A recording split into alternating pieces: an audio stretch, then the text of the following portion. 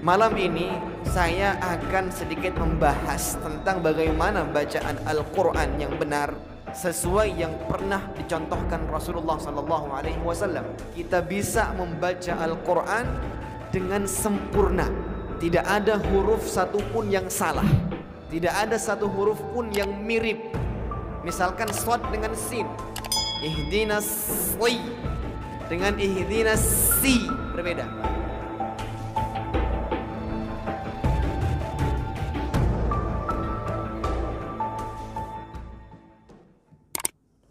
Bismillahirrahmanirrahim. Assalamualaikum warahmatullahi wabarakatuh. Alhamdulillahi rabbil alamin, wassalatu wassalamu ala rasulillah wa ala alihi wa ashabihi wa man tabi'ahum bi ihsanin ila yaumiddin. Qala Allah Ta'ala fi kitabihil karim, a'udzu billahi minasy mudah dipelajari. Wa laqad yassarnal Qur'an lidzikri fahal mim mudzakir. Maka Allah Subhanahu wa taala bertanya kepada kita, siapa yang mau belajar, kata Allah. Siapa yang mau memperbaiki bacaan Qur'annya? Siapa yang mau membacanya? Siapa yang mau mempelajarinya? Ya, ini ayat yang sangat-sangat sering dikatakan oleh mereka-mereka yang memotivasi murid-muridnya untuk bisa selalu istiqamah menghafal Quran, mempelajari Al-Quran, serta juga memperbaiki bacaan Al-Qurannya. Kemudian Rasulullah sallallahu alaihi wasallam bersabda, "Al-mahiru bil Quran." Di sini Rasulullah sallallahu alaihi wasallam menyebutkan al-mahiru bil Quran, orang yang pandai membaca Al-Quran, ma'as safaratil kiramil bararah, senantiasa bersama malaikat yang mulia. Maksudnya Allah Subhanahu wa taala akan membangkitkan dia bersama malaikat yang mulia di hari kiamat nanti. Bahkan senantiasa ditemani malaikat yang mulia. Dan Allah mengatakan dan Rasulullah menyampaikan di sini, orang yang pandai membaca Al-Quran, berarti dia membaca Quran dengan sebaik-baik bacaan, dengan sebaik-baik pelafazan, sesuai yang pernah dicontohkan lisan Rasulullah sallallahu alaihi wasallam. Kemudian setelahnya Rasulullah menjelaskan, walladzi yaqra'ul Qur'ana wa yatata'ta. Adapun mereka yang membaca Al-Quran dengan terbata-bata, wa yatata'ta fi wa huwa alaihi syaq, dan kesusahan, lahu ajran, maka baginya 2 kali lipat pahala orang yang lancar bacaan Qur'annya. Maksudnya bagaimana? Banyak mereka-mereka yang ketika mendengarkan hadis ini bahwasanya orang yang terbata-bata baca Quran banyak salahnya, maka dia mendapatkan 2 kali lipat pahala orang yang lancar. Meyakini dengan hadis ini, makanya dia nggak mau belajar akhirnya, Pak. Iya, nggak mau belajar, Pak. Ini belajar bacaannya, belum tafsirnya, belum fikihnya. Ini baru belajar bacaannya. Makanya di Madinah itu ada fakultas Quran, Pak. Fakultas khusus mempelajari ilmu Quran. Makanya Rasulullah ini gak hanya baca satu Quran yang kita baca hari ini, Pak. Rasulullah itu baca 17 macam bacaan. Karena Rasulullah itu menyesuaikan dengan bahasa para sahabat ketika itu. Makanya ada qiraah sab'ah, ada qiraah asyrah. Ini semua macam bacaan yang pernah diajarkan Rasulullah sallallahu alaihi wasallam. Makanya malam ini saya akan sedikit membahas tentang bagaimana bacaan Al-Quran yang benar sesuai yang pernah dicontohkan Rasulullah sallallahu alaihi wasallam. Karena sebenarnya makna tajwid itu bukan hanya membaca Quran yang benar. Maksudnya bukan hanya membaca Al-Quran secara bacaan tajwid yang benar, tapi artinya adalah bagaimana kita bisa membaca Quran sesuai dengan tuntunan lisan Rasulullah sallallahu alaihi wasallam. Jadi tidak hanya sesuai dengan kaidah tajwid, karena kaidah tajwid hari ini beda-beda, Pak. Para qurra mengajarkan Al-Quran itu dengan cara yang berbeda-beda. Ikhfa'nya beda, idghamnya beda, idharnya beda, cara melafadzkan iqlabnya beda. Ada yang merapatkan bibir, ada yang tidak. Beda-beda. Makanya dalam kitab Matan Jazariyah yang Ibnul Jazari rahimahullahu ta'ala karang. Jadi Ibnul Jazari ini salah satu qurra. Kalau kita pernah mendengar yang namanya Ibnul Qayyim, Ibnu Taimiyah, maka di zaman itu ada Ibnul Jazari rahimahullahu ta'ala. Ibnul Jazari beliau lahir pada tahun 751 Hijriah. Beliau dijuluki sebagai Imamul Huffaz wa Hujjatil Qurra, imamnya para hafidh, hujjahnya para qurra. Maksudnya di zaman itu jika ada orang yang berselisih, ikhtilaf dalam bacaan Al-Quran, pasti datang kepada beliau, dikejar-kejar kaum muslimin untuk belajar Quran kepada beliau. Dan beliau juga salah satu murid dari ulama yang sangat masyhur, yang juga mempunyai madhab sanad Quran. Salah satu murid dari Ibnu Katsir rahimahullahu ta'ala, Ibnul Jazari rahimahullahu ta'ala. Makanya rata-rata sekarang mereka yang belajar Quran yang mempunyai istilah sanad, sanad Al-Quran yang bersambung ke Rasulullah.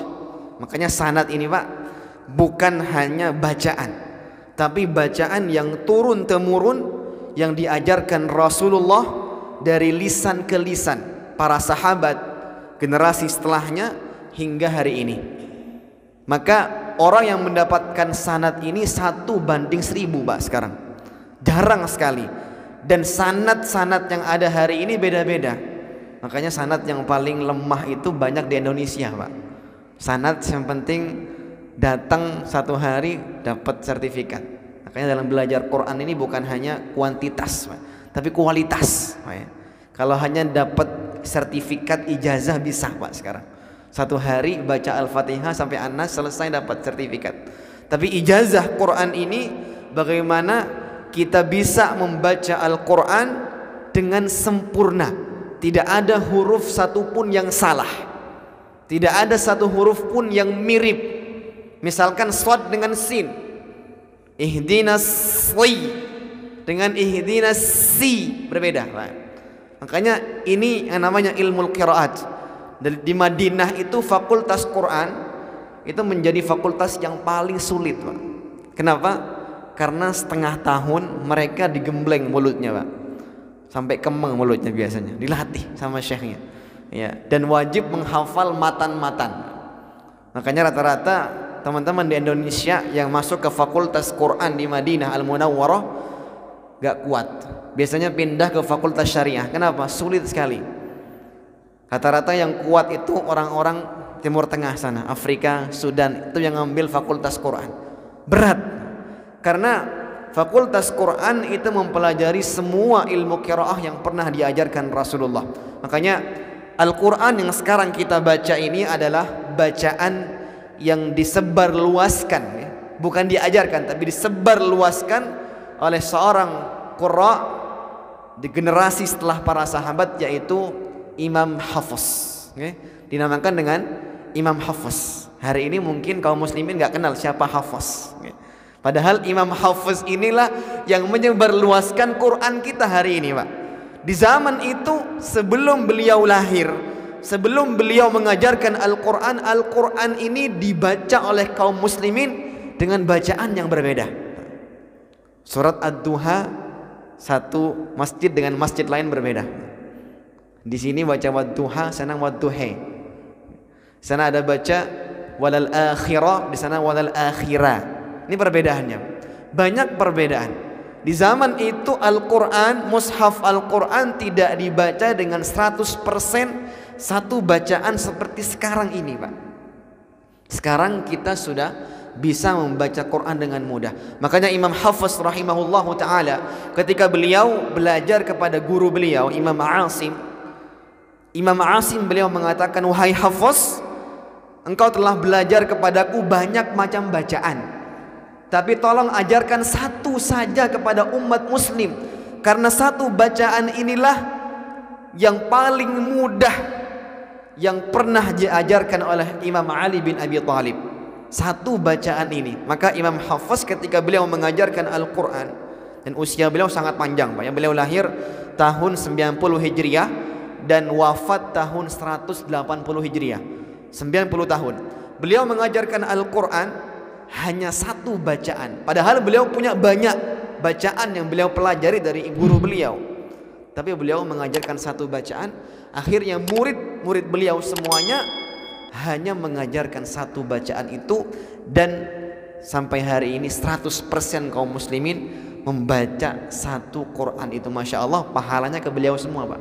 Setiap kaum muslimin baca Quran, pahalanya ke beliau. Bayangkan sekarang kalau kita melihat mushaf lain, pasti kaget, Pak. Saya pernah melihat guru kami sendiri, Pak ya. Beliau membawa 7 mushaf yang berbeda, Pak ya.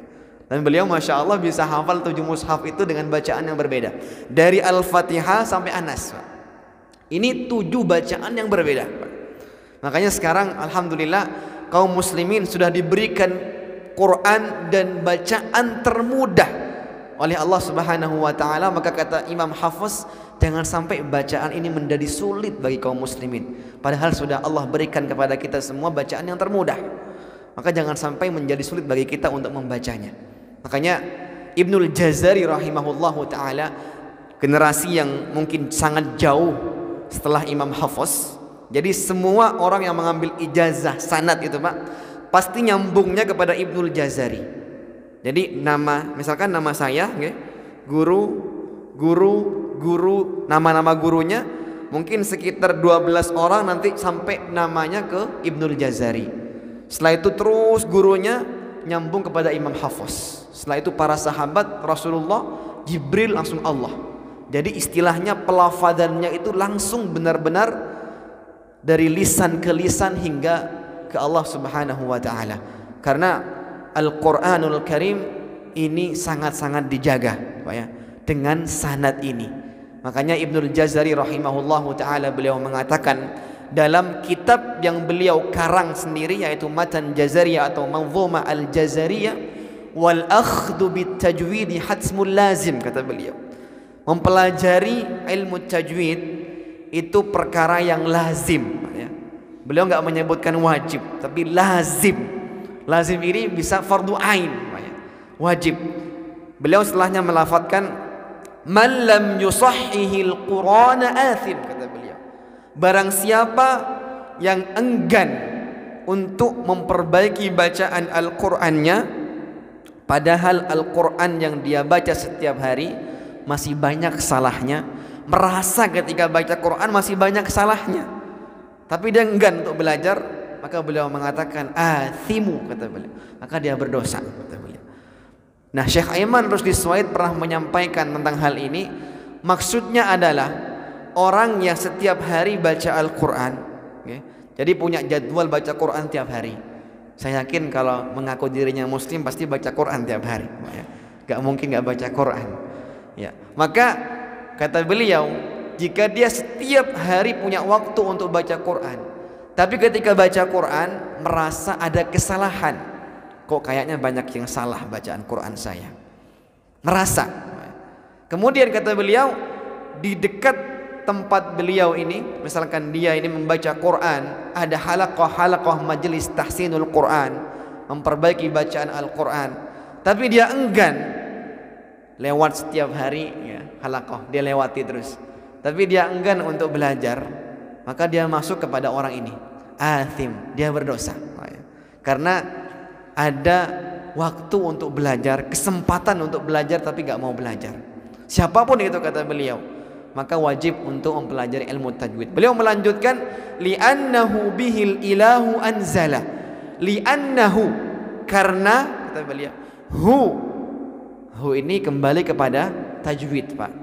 Karena dengan bacaan tajwid yang benar inilah bihi Allah Subhanahu wa ta'ala menurunkan Al-Quran ini.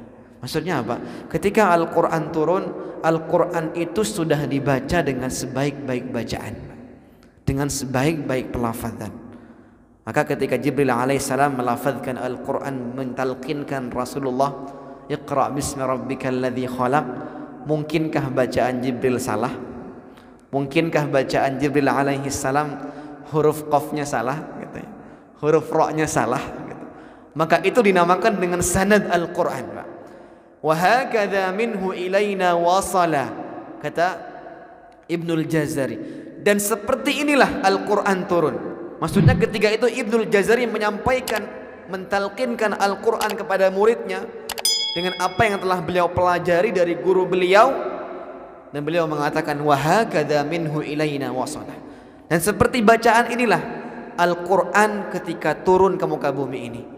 Makanya setiap muslim punya kewajiban untuk memperbaiki bacaan Al-Qurannya.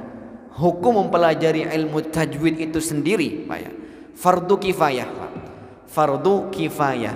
Ini belajar ilmu tajwidnya, Pak. Akan tetapi ketika seorang muslim sedang membaca Al-Quran, di hadapannya sudah ada mushaf, Pak, ya, sedang membaca, maka beliau Ibnul Jazari menjelaskan, maka kewajiban dia untuk membaca Al-Quran dengan sebaik-baik bacaan, semampunya, sebisanya, itu fardu ain, bukan lagi fardu kifayah. Maksudnya apa? Semampunya, sebisa kita, Pak, ya. Kalau kita bisanya seperti ini, banyak kesalahan, maka seperti itulah. Akan tetapi kita punya kewajiban untuk memperbaiki bacaan Al-Quran kita. Adapun dalam mempelajari Al-Quran, ini, Pak, tidak cukup kita hanya belajar buku tajwid atau kitab tajwid. Banyak mereka yang belajar Quran, pengen bacaan Qurannya bisa baik, tapi hanya mengandalkan teori, menjelaskan buku tajwid misalnya, tidak cukup. Akan tetapi perlu yang namanya dua hal. Dua hal ini apa? Yang pertama adalah talqin, ditalqin. Ini yang pertama, Pak. Makanya syarat sebelum kita masuk ke dua hal ini, Syekh Aiman Rusdi Suwaid dalam kitab beliau menyampaikan kitab Tajwidul Musawwar yang beliau karang, beliau mengatakan belajar kepada qari mutasyaddid ini sangat-sangat dianjurkan. Maksudnya apa, Pak? Belajar kepada guru yang ketika mengajarkannya sangat sulit, itu dianjurkan, Pak. Karena sekarang kadang orang mau belajar Quran pengennya yang mudah-mudah, Pak. Saya merasakan, Pak, ketika di pondok nih santri nyari musyrif tahfidz, nyari guru Quran tuh yang paling sulit, yang paling mudah, yang paling mudah, Pak. Yang sulit itu diomongin, Pak. Ustadz itu sulit sekali, nggak usah. Yang mudah-mudah aja. Ya. Jadi cari yang mudah-mudah. Akhirnya banyak kesalahan. Karena dalam belajar Quran ini bukan soal yang penting kita belajar, yang penting kita ngafal. Walaupun tajwidnya salah nggak masalah, tidak bisa. Tapi belajar ilmu tajwid ini harus benar-benar belak-belakan, Pak. Harus benar-benar sempurna. Karena ini kalamullah. Karena ini perkataan Allah Subhanahu wa taala yang harus kita perbaiki, yang harus kita baca dengan benar.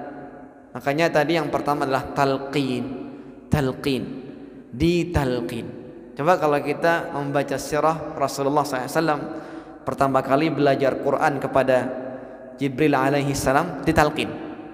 Iqra' bismi rabbikal ladzi khalaq sampai 3 kali, diulang-ulang, ditalqin.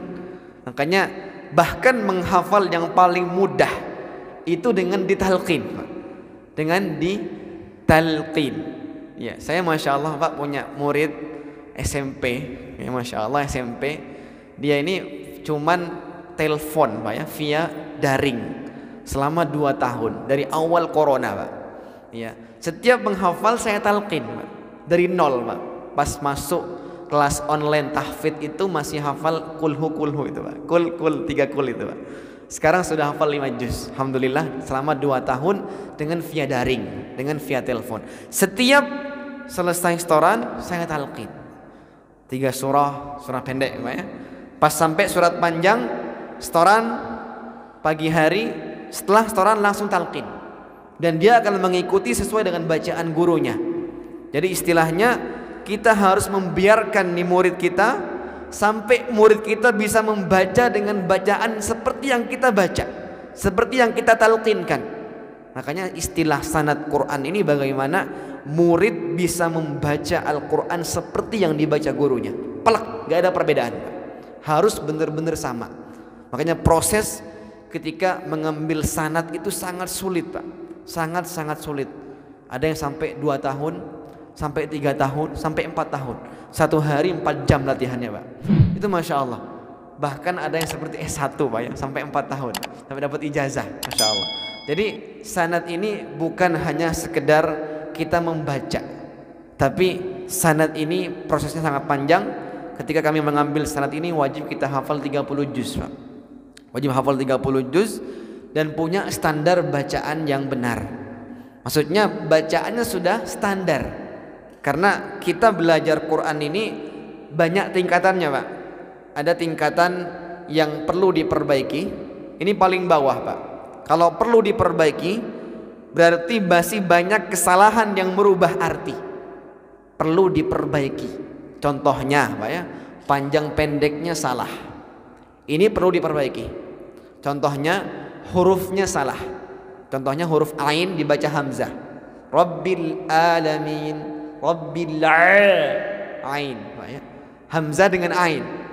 Jadi perbedaan huruf ini sangat-sangat bisa merubah arti, Pak.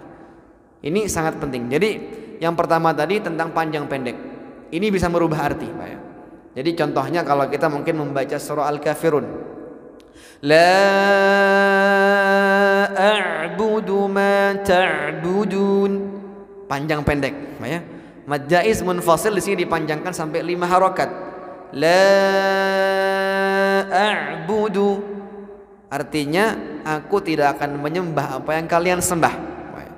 Kalau kita membaca pendek, la a'budu ma ta'budun, maka artinya aku akan benar-benar nyembah apa yang kalian sembah. Lam yang tadi panjang jadi lam takkid. Lam takkid artinya sangat berbeda. Yang pertama tadi aku tidak akan menyembah apa yang kalian sembah.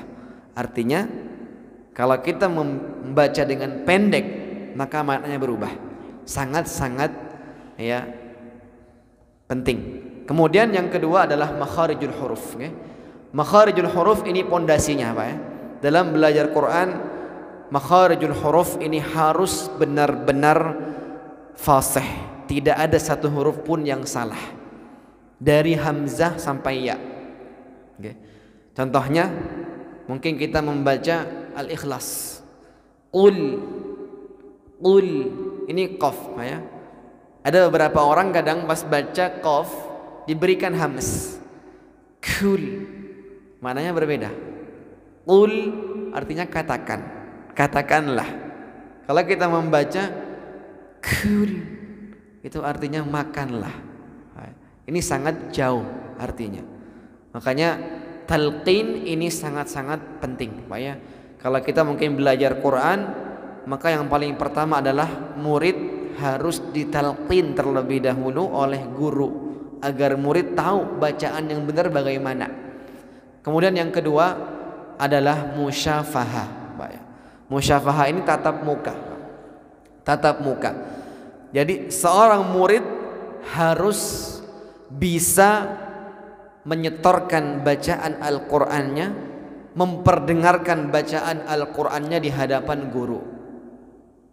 Kalau gak berani gak perlu, ya. Berarti harus berani, Pak, ya. Musyafahah, ya, musyafahah bermakna bertatap muka, memperdengarkan, memperbaiki bacaan Al-Qur'annya. Makanya guru pun juga harus benar-benar yang sudah baik bacaannya. Makanya Syekh Ayman Rusdi Suwaid sangat-sangat menganjurkan kepada seorang muslim yang belajar Quran untuk mencari guru yang mutasyaddid, kata beliau, yang sulit ketika belajar. Proses belajar Al-Quran ini sangat-sangat panjang, okay? Jadi terutama kalau kita ingin belajar Quran dengan bacaan yang benar. Makanya insya Allah sebelum masuk ke sholat nanti kita sedikit belajar tentang surah Al-Fatihah, okay?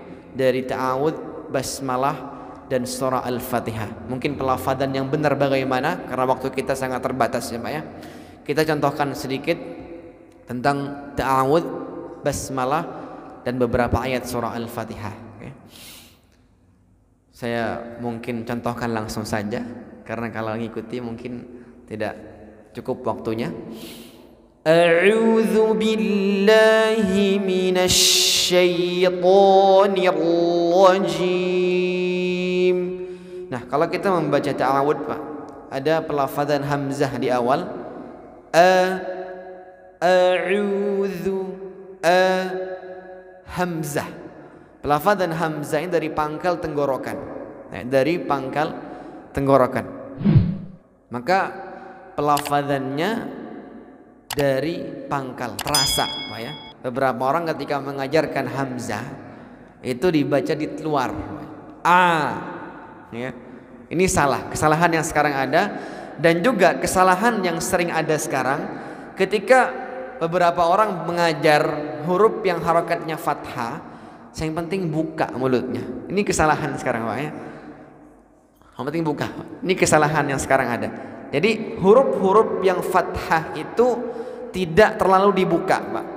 Dibuka cukup setengah senti, Pak. Ini penyampaian dari Syekh Abdul Karim, setengah senti, Pak. Sedikit aja. Jadi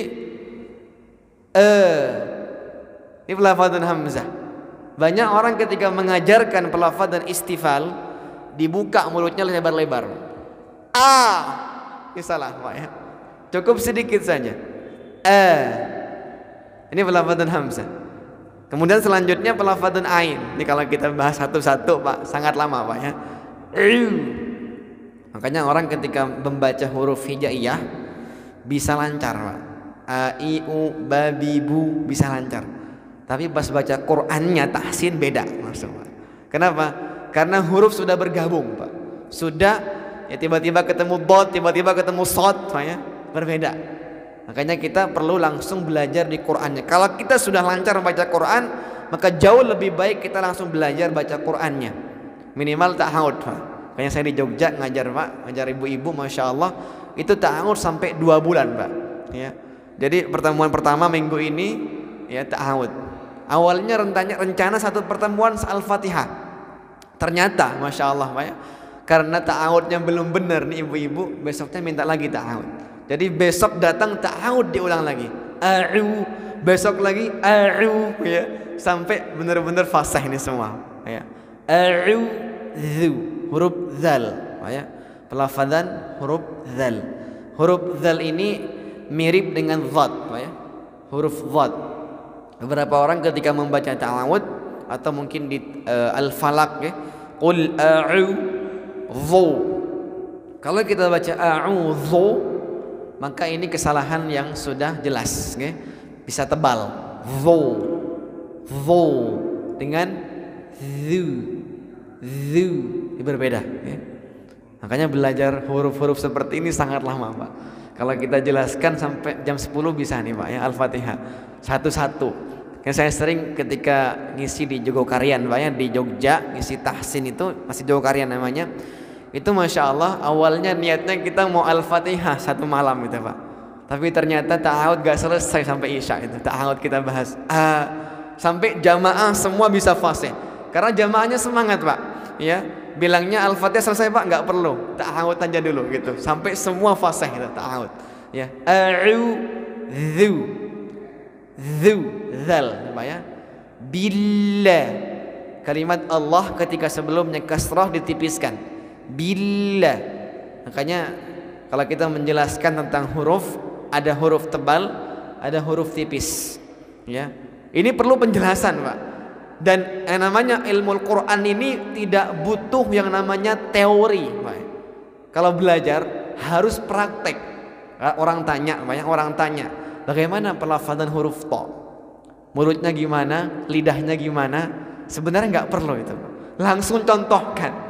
Karena beberapa orang lidahnya sebegini, giginya seperti ini, besoknya sariawan, Pak. Ya, kenapa? Karena nggak bisa. Bayangkan. Makanya yang namanya belajar tahsin ini langsung perlu contoh. Langsung contoh. Tiru aja. Itu yang pernah diajarkan para masyayikh seperti itu, Pak. Ketika kami mengambil ijazah Quran ini, Masya Allah, selama 2 tahun tahsin, itu kita nggak boleh bawa buku panduan, Pak. Pokoknya selama 1,5 tahun itu praktek. PR kamu besok ain, kata beliau. Ain itu 1 hari. Ucapkan ain 100 kali sehari. 100 kali diulang terus, Pak.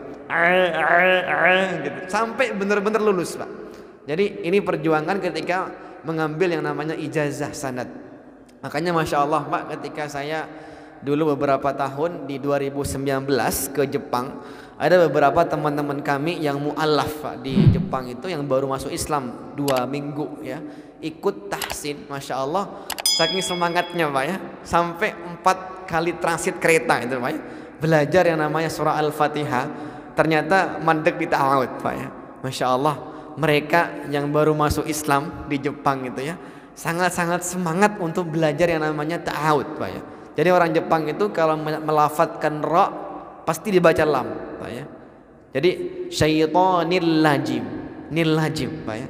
Gak bisa melafatkan ra itu orang Jepang. Tapi kalau bahasa mereka R bisa, Pak. Pas baca Quran gak bisa. Ya. Ini orang Jepang ya, Masya Allah. Alhamdu ha gak bisa. Pasti dibaca ha campur kho, Pak. Alhamdu, gitu, gak bisa. Ini Masya Allah perjuangan mereka sampai 3 kali ya, Pak. Masih ingat ketika ada bedah buku metode Asy-Syafi'i tajwid di sana di Jepang ya, ini beliau datang 3 kali, Pak, dalam 2 minggu 3 kali datang bolak-balik untuk belajar Al-Fatihah ya. Ini Masya Allah semangat beliau untuk belajar Quran ya. Mungkin jadi motivasi bagi kita yang sudah dari lahir muslim ya. Ini Masya Allah 2 minggu mu'alaf mesti belajar, Pak. Tahsin, perjuangan beliau untuk belajar Quran. Makanya tadi saya jelaskan lagi tentang surah Al-Fatihah ini, mungkin panjang kalau kita jelaskan. Yang penting kita mungkin tadi menjelaskan sedikit tentang ta'awud ya. Syaitonir rajim. Nah, beberapa orang ketika mereka belajar tahsin, kadang pengennya cepat-cepat, Pak. Ya, pokoknya saya harus toran 2 lembar ya. Akhirnya gak ditegur sama gurunya, gak diperbaiki, Pak. Ada tipe orang juga belajar itu pengennya gak dibenerin, gak diperbaiki ya. Kalau diperbaiki sakit hati langsung, Pak. Ya, ada tipe seperti itu. Makanya belajar tahsin ini perlu kesabaran, Pak. Perlu pengulangan. 1 ayat diulang 20 kali bismillah, Pak ya. Ha, hi, hu. Emang setiap orang ini punya ya kekurangan dalam huruf, Pak. Ada yang haknya terbaca alhamdu, ya. Ada yang qafnya dibaca kaf, ada yang ainnya dibaca hamzah, rabbil a, rabbil a. Ada yang lamnya terpantul semua, alhamdulillah rabbil a, pantulkan. Ini kesalahan yang sering ada sekarang. Termasuk ta'awud tadi, Pak. Syaiton. Sering sekali beberapa orang baca ta'awud karena terbiasa bacaannya bukan bacaan tahsin, dibaca syaitu ya. Syaitu ada pantulannya, Pak. Syaitu, syaitu, to, termasuk huruf ta. Setiap kita biasanya berbeda-beda ketika melafadzkan ta. Ada yang to, ada yang ta, ada yang to, ada yang to ya. Syirotol, ada beda-beda, Pak. Jadi melafadzkan pelafadzan ini harus benar-benar sesuai dengan kaidah yang diajarkan turun-temurun, Pak ya. Makanya beberapa metode sekarang banyak sekali dalam belajar Quran, Pak ya. Ada metode qiraati sekarang, ada metode tilawati, ada metode ummi ya. Banyak sekali sekarang metode. Namun kalau kita mempelajari ijazah sanad Al-Quran yang bersambung ke Rasulullah, itu bukan lagi metode, tapi metode yang diajarkan Rasulullah turun temurun, dan itu sudah sesempurna bacaan Al-Quran. Makanya runtutan dalam belajar Quran, yang pertama kita belajar makharijul huruf, iqra.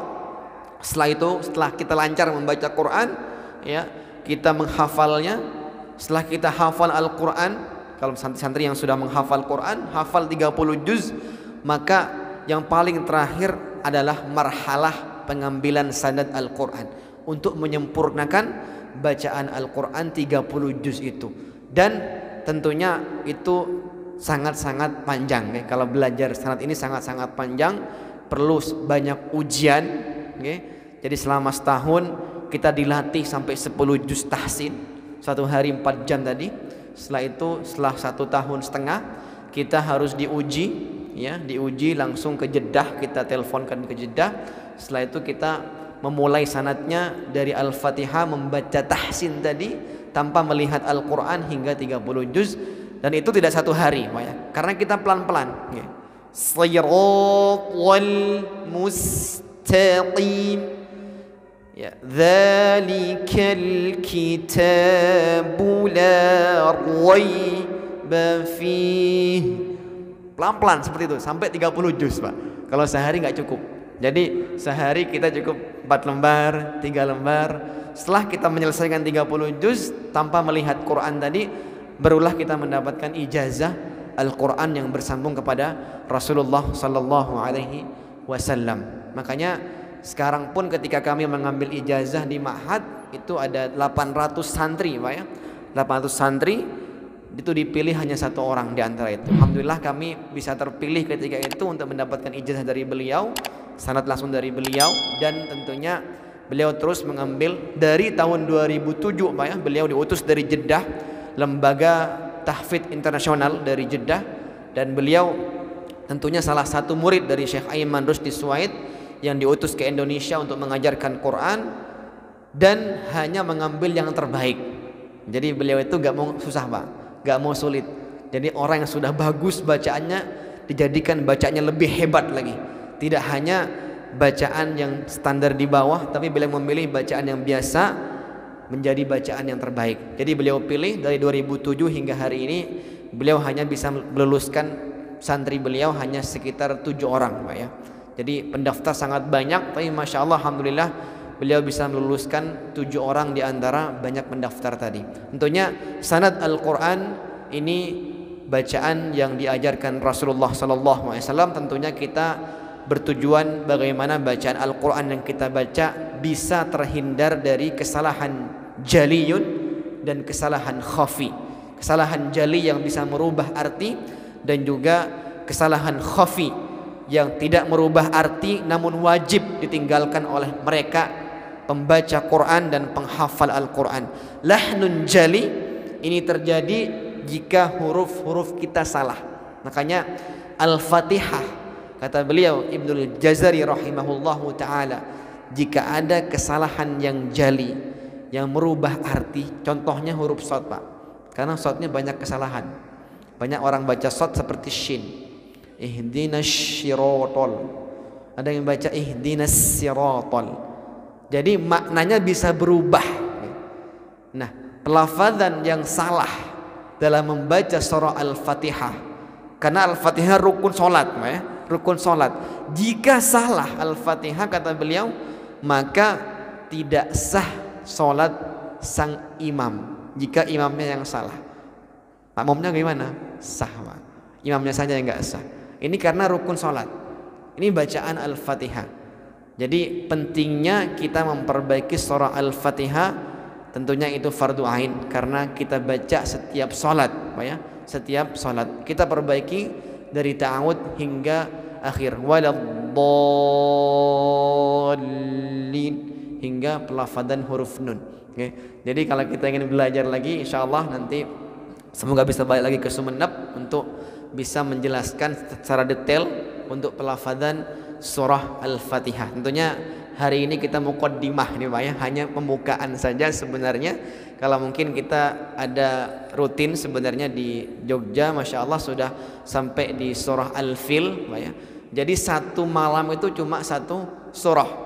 Jadwalnya juga malam Sabtu seperti ini. Sekarang di sana juga lagi kosong, Pak ya. Jadi biasanya setiap malam itu cukup satu surah. Dan Masya Allah Al-Ikhlas itu bisa panjang, Pak.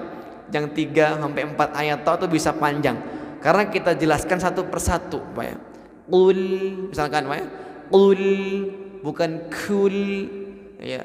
Huwallah, bukan huwallah, huwallah. Ahad, bukan ahadu, apalagi dihilangkan qalqalahnya, ahad, ahad, ya.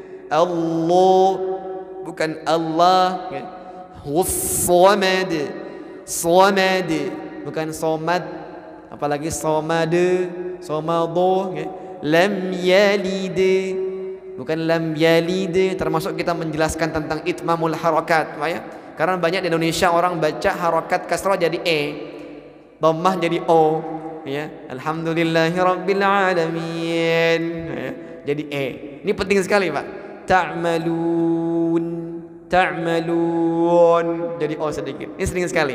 Ya, maka ini penjelasan tentang tadi makharijul huruf sangat penting. panjang pendek, tentang mad, okay? Jadi kalau kita ingin sempurna bacaan Quran kita, maka pondasi yang pertama makharijul huruf harus sempurna, apa ya? Semua huruf harus sempurna. Yang kedua yaitu mad, panjang pendek, semua mad dari mad tabi'i sampai mad lazim, semua kita perbaiki. Yang ketiga itmamul harakat, tentang harakat, kasrah, fathah, dhammah. Yang paling terakhir tentang gunnah, apa ya? Dari izhar, iqlab, ikhfa syafawi, ikhfa haqiqi. Ini kita benar-benar perbaiki dengan baik. Jika 4 hal ini semua bisa sempurna, gak ada yang salah. Ikhfa'nya ditahan 2 harakat, iqlabnya ditahan 2 harakat, izhar jelas, jangan kebalik Pak ya. Kadang iqlab jadi izhar, izhar jadi iqlab ya. Beberapa orang kadang baca kufuwan ahad, dibaca kufuwan ahad jadi ikhfa. Ini kesalahan yang sekarang ada. Makanya 4 hal ini sempurna, maka insya Allah bacaan kita selamat dari kesalahan jali, bahkan bisa selamat dari lahnun khafi, kesalahan yang khafi juga. Tentunya ini yang kita harapkan, semoga Allah Subhanahu wa taala memudahkan lisan kita untuk bisa melafazkan Al-Qur'anul Karim dengan sebaik-baik bacaan, dengan sebaik-baik pelafazan, tentunya sesuai dengan bacaan yang pernah diajarkan Rasulullah sallallahu alaihi wasallam. Tentunya semoga Allah Subhanahu wa taala menjadikan Al-Qur'an yang kita baca setiap hari sebagai petunjuk bagi kita di dunia ini, dan juga semoga Al-Qur'an yang kita baca, yang kita pelajari setiap hari menjadi syafaat bagi kita di hari kiamat nanti. Amin ya rabbal alamin. اللهم اجعلنا من أهل القرآن الذي هو أهلك وخاصته. اللهم اجعل القرآن في الدنيا قرينا وفي القبر مونسا وفي القيامة شفيعا. اللهم اجعل القرآن العظيم ربيع قلوبنا ونور صدورنا وجلاء أحزاننا وذهاب خمومنا وغمومنا. اللهم اجعلنا وأولادنا وذرياتنا وطلابنا وأهلانا من أهل القرآن الذي هو أهلك وخاصته. اللهم خلقنا بأخلاق القرآن، اللهم خلقنا بأخلاق القرآن. اللهم تقبل دعاءنا إنك أنت السميع العليم، وتب علينا إنك أنت التواب الرحيم. والحمد لله رب العالمين. Kita akhiri majlis pada malam ini dengan membaca doa kafaratul majlis. Subhanakallahumma wa bihamdika asyhadu an la ilaha illa anta astaghfiruka wa atubu ilaik. Assalamualaikum warahmatullahi wabarakatuh. Makasih Ustaz. Saya diberitahukan mudah-mudahan apa yang disampaikan ini menjadi tadi perdana dan Allah ridho. Nanti kita dalam 1 pekan atau 1 ahad ini kita 3 kali untuk belajar tahsin. Yang akan dibimbing ada Ustaz Badrul Samsi. Silakan ibu-ibu putra-putranya disilakan diantar ke Nur Muhammad. Ada Ustadz Ali Wafa, ada Ustadz Rizal, dan ada Ustadz Fajar. Ada 4 orang nanti yang akan membantu satu kelompok-kelompok polanya. Itu. Baik, sebelum saya tutup, nanti setelah ini, setelah ba'da sholat isya, kita lanjutkan dengan sholat khusuf, dilanjutkan nanti khutbah gerhana bulan. Jadi bagaimana caranya? Hanya mengingatkan 2 rakaat niat, kemudian 2 rakaat 4 ruku. 4 ruku, jadi Fatihahnya 4. Nanti imam akan dari ruku, dia berdiri lurus lagi, kemudian baca lagi Al-Fatihah dengan surat-suratnya, dan kemudian ruku, sujud, kemudian rakaat kedua sama seperti itu. Saya rasa sama seperti kita lakukan dalam sholat, tapi ini 4 ruku. Jangan seperti sholat jenazah nanti ada ruku nanti. Baik, mudah-mudahan ini bermanfaat. Dan setelah imamnya nanti beda, khusus sholat khusuf, nanti adiknya, ini keluarga Hafiz luar biasa. Mudah-mudahan Allah menyehatkan keluarga kita semua. Amin. Kurang lebihnya mohon maaf. Wassalamualaikum warahmatullahi wabarakatuh.